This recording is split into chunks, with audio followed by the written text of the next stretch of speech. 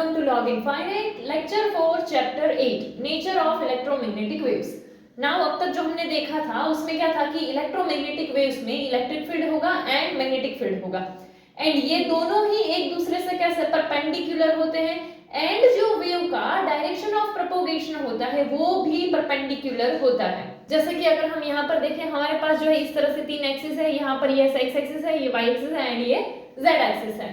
सो यहाँ पर सपोज कि जो हमारा इलेक्ट्रिक फील्ड है वो कहाँ पर एक्स एक्सिस से है कि जैसे ये एक्स एक्सिस है यानी कि वो यहाँ से ऐसे होगी।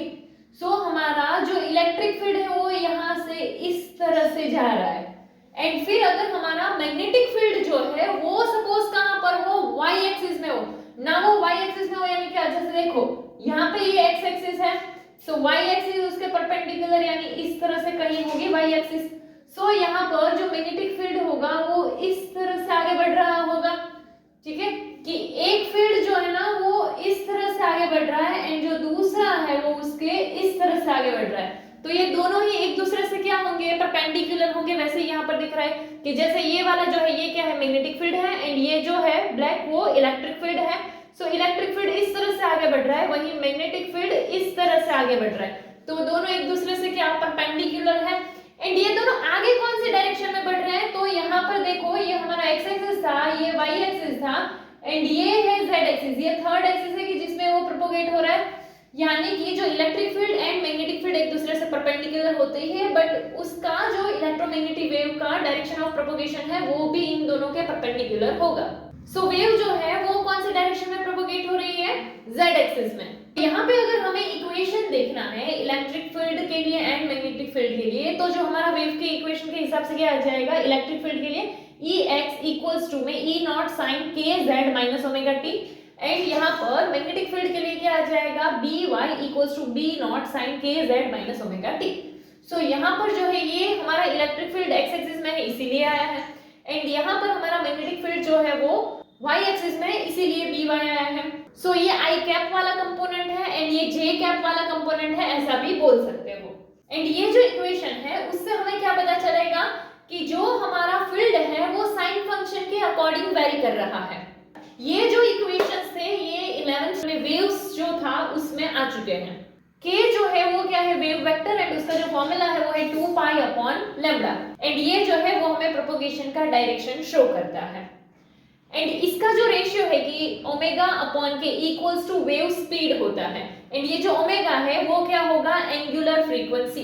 सो हम ऐसा बोल सकते हैं कि जो हमारा W अपॉन के वो इक्वल्स टू में क्या होगा, c, क्योंकि यहाँ पर क्या है वेव स्पीड एंड इसके अगले वाले लेक्चर्स में हमने सीखा था कि wave speed is equals to speed of light. So यहाँ पर हम ऐसे c ले सकते हैं तो ये k यहाँ डिवीजन है, यहाँ से यहाँ जाएगा तो मल्टीप्लाई आ जाएगा। सो क्या हो जाएगा, omega equals to ck and अगर हमें c का वैल्यू देखना हो तो हमने 5th चैप्टर में c के लिए एक और वैल्यू देखा था, वो क्या था, c equals to 1 upon root mu not epsilon not. तो हम इस वैल्यू का भी यूज कर सकते हैं। नाउ फर्स्ट हम ये इक्वेशन देखते हैं कि ओमेगा इक्वल्स टू ck है। सो ओमेगा तो एंगुलर फ्रीक्वेंसी है एंड एंगुलर फ्रीक्वेंसी का फॉर्मूला क्या था, 2 पाई न्यू, और तुमने ऐसा फॉर्मूला देखा होगा कि omega equals to 2 pi f, ये भी फ्रीक्वेंसी ही है। सो ओमेगा की जगह क्या डाल देते हैं, 2 पाई न्यू इक्वल्स टू में फिर c था वो तो वैसे ही है एंड k, तो k का वैल्यू यहाँ पर हमने देखा 2 पाई बाई लैम्डा, तो वही वाला पुट कर दिया 2 पाई अपॉन लैम्डा। सो ये 2 पाई से 2 पाई कैंसिल हो सकता है। सो न्यू इक्वल्स टू क्या आ जाएगा हमारा c lambda. So nu equals to आ गया c अपॉन लैम्डा एंड ये लैम्डा यहाँ से यहाँ भेजेंगे तो क्या हो जाएगा, c equals to nu lambda.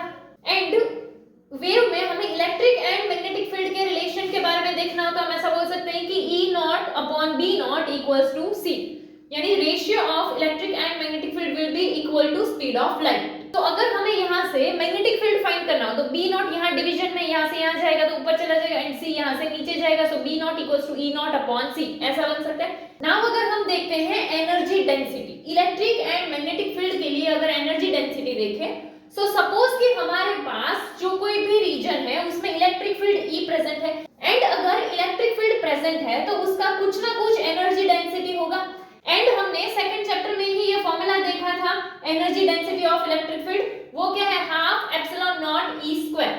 And यही चीज अगर हमें मैग्नेटिक फील्ड के लिए देखनी हो, यानी कि हमें मैग्नेटिक फील्ड के लिए एनर्जी डेंसिटी देखनी हो, तो क्या बोल सकते हैं, rho B equals to B square upon 2 mu naught. तो यहाँ पे ये जो है वो इलेक्ट्रिक फील्ड के लिए इसीलिए E लिखा, यहाँ पर मैग्नेटिक फील्ड के लिए इसीलिए B लिखा।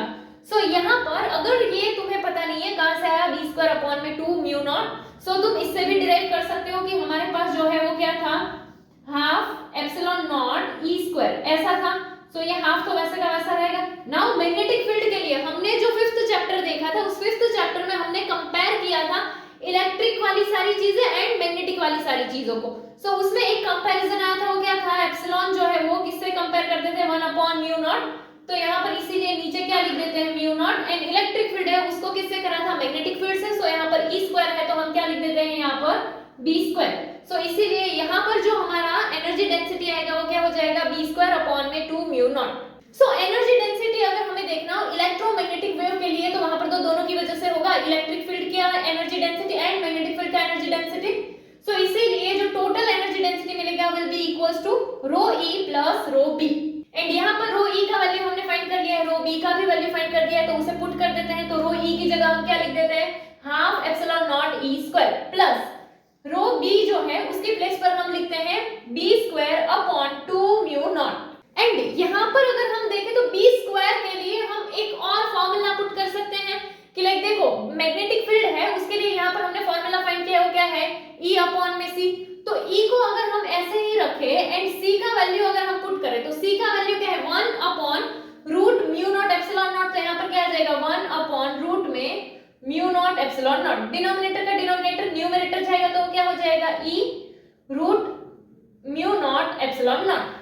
ये हमें B का वैल्यू मिल सकता है, B इक्वल्स टू, सो अगर हम ये वैल्यू पुट करें तो यहाँ पर क्या है, B स्क्वायर है। सो B स्क्वायर की जगह पर हम क्या लिख सकते हैं, तो यहाँ पर अगर स्क्वायर है तो इधर भी स्क्वायर हो जाएगा। सो वो क्या आ जाएगा, E square mu not epsilon not, क्योंकि यहाँ पे रूट था, स्क्वायर हुआ तो रूट हट जाएगा। सो यहाँ पर ये आ जाएगा E square mu not epsilon not. ये हमें मैग्नेटिक फील्ड के लिए मिला, बट यहाँ पर मैग्नेटिक फील्ड के साथ नीचे क्या है, 2 म्यू नॉट। सो यहाँ पर B square upon 2 mu not है, तो ये हमने बी स्क्वायर फाइंड कर लिया है, अपॉन में 2 म्यू नॉट है, अगर वो पुट कर क्या आ जाएगा, 2 म्यू नॉट से म्यू नॉट कैंसिल हो जाएगा। तो हमारा आंसर क्या आ रहा है, E square epsilon not upon में 2, यानी उसको 1/2 लिख सकते हैं। सो यहाँ पर अगर हम ये कैलकुलेशन करें तो ये जो है इस पूरे का आंसर हमारा क्या आ रहा है, half E square epsilon not. And हम ये वैल्यू डायरेक्ट अगर पुट कर दे तो जो इलेक्ट्रिक के लिए था वो तो वही आ जाएगा कि half epsilon not E square, then plus अभी ये जो मैग्नेटिक वाला ये जो पूरा टर्म है, इस पूरे टर्म का आंसर हमने यहाँ पर अलग से फाइंड कर लिया है, वो क्या है, half epsilon not E square. तो यहाँ पर दोनों जगह पर हाफ है, यानी कि डिनोमिनेटर सेम है, तो उसको एक बार लिखेंगे, यानी कि डिनोमिनेटर को एक बार ऐसे लिख देंगे एंड न्यूमरेटर का क्या हो जाएगा, प्लस, यानी कि epsilon not E square plus में एप्सिलॉन नॉट ई स्क्वायर। तो ये दोनों का प्लस होगा, यानी क्या आ जाएगा, 2 epsilon not E square upon 2। सो वो आ जाएगा 2 epsilon not E square upon 2, 2 से 2 कैंसिल हो जाएगा। तो इसीलिए जो हमारा एनर्जी डेंसिटी आया वो क्या आ गया, एप्सिलॉन नॉट ई स्क्वायर। ये है इलेक्ट्रोमैग्नेटिक वेव के लिए energy density. Next, electromagnetic waves की जो स्पीड है फ्री स्पेस में और यू कैन से वैक्यूम में, वो एक कांस्टेंट है एंड उसका जो वैल्यू होता है वो क्या है, 3 × 10⁸ मीटर पर सेकेंड। इस स्पीड का यूज करके हम लेंथ के लिए स्टैंडर्ड यूनिट डिफाइन कर सकते हैं। लेंथ के लिए जो स्टैंडर्ड यूनिट है वो क्या है, मीटर। सो मीटर को डिफाइन करने के लिए हम इस कांस्टेंट का यूज कर सकते हैं। सो इससे हम मीटर को डिफाइन कैसे करते हैं, तो 1/c सेकंड में लाइट ने वैक्यूम में जितना डिस्टेंस ट्रैवल किया है उसे हम क्या बोलते हैं, 1 मीटर। 1/c यानी क्या हो जाएगा, 1 अपॉन में ये c जो कांस्टेंट है उसका वैल्यू है। सो ये जो है किसके इक्वल आएगा, 1 मीटर के इक्वल आता है। सो इससे हम लेंथ का जो स्टैंडर्ड यूनिट है वो ला सकते हैं। सो यहाँ पर हम क्या बोल सकते हैं कि ये लेंथ का जो स्टैंडर्ड यूनिट है वो क्या, तो कि in terms of time and c है।